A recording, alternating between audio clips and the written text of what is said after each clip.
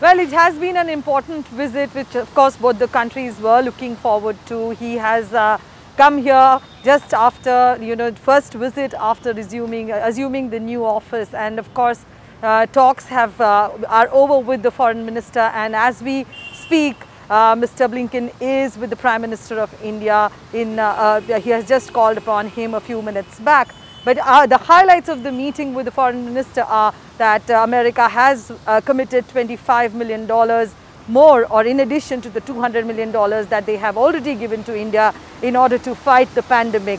Mr. Blinken in his press statement clearly said that India and United States will lead the way to end the pandemic, and that both these countries have been hit hard, but they have come forward to help each other as far as dealing with the pandemic is concerned.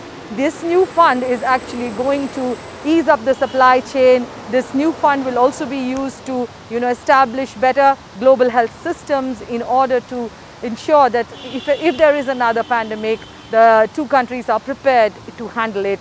Apart from that, Indo-Pacific region is one area which has brought both the countries together. As far as India is concerned, it wants to look beyond its borders, and as far as the United States is concerned, they want a peaceful, secure Indo-Pacific region, and that is why this collaboration becomes quite important. And a lot of time today was spent to talk about these issues. Afghanistan, of course, came up in the meeting because that also has to do with peace and security of the region.